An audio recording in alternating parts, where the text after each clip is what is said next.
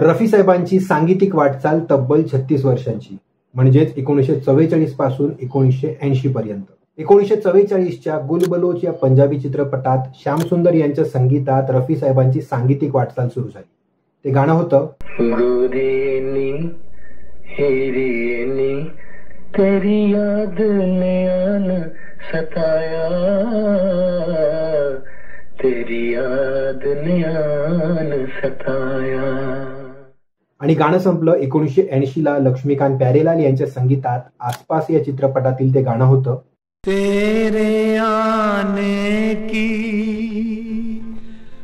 आस है दोस्त, शाम फिर क्यों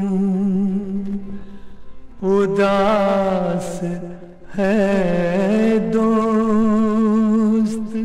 28 जुलै 1980ला हे गाणं रेकॉर्ड झालं आणि त्यानंतर 3च दिवसांनी म्हणजेच 31 जुलैला रफी साहेब आपल्या सर्वांना सोडून निघून गेले. रफी साहेबांच्या 36 वर्षांच्या सांगीतिक कारकिर्दीमध्ये सर्वात जास्त गाणी त्यांनी लक्ष्मीकांत प्यारेलाल यांच्या संगीतात गायली, तब्बल 369 गाणी.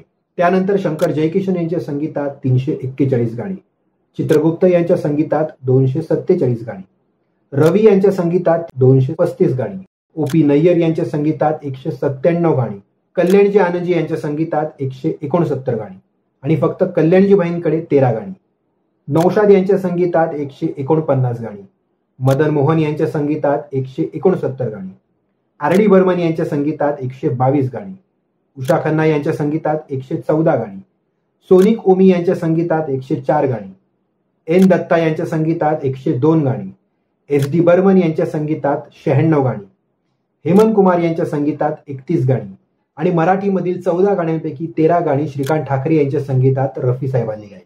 इतर काही संगीतकारांकडे देखील रफी साहेबांनी गाणी गायली आणि त्या सर्व गाण्यांचा आकडाही मोठा आहे. किंवा काही गाण्यांबद्दलच्या लेखी नोंदी आपल्याला आढळत नाही, त्यामुळे गाण्यांच्या एकूण संख्येमध्ये तफावत असू शकते. रफी साहेबांच्या मराठीमधील 14 गाण्यांपैकी 13 गाण्यांची प्लेलिस्ट युट्यूबवर मिळते, पण रफी साहेबांचं ते 14वं गाणं कोणतं आहे हे तुम्ही आम्हाला कमेंटद्वारे नक्की कळवा. आणि त्यासोबतच अजून एक रफी साहेबांचं गाणं मराठी चित्रपटामध्ये आहे, पण ते मराठी नसून हिंदी आहे.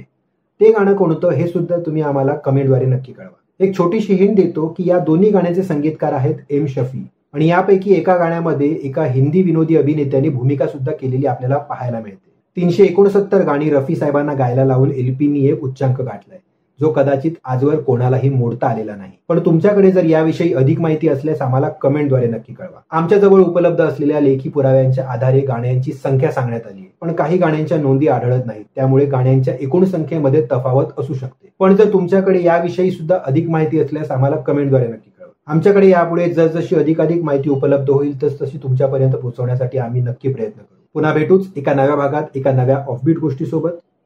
धन्यवाद.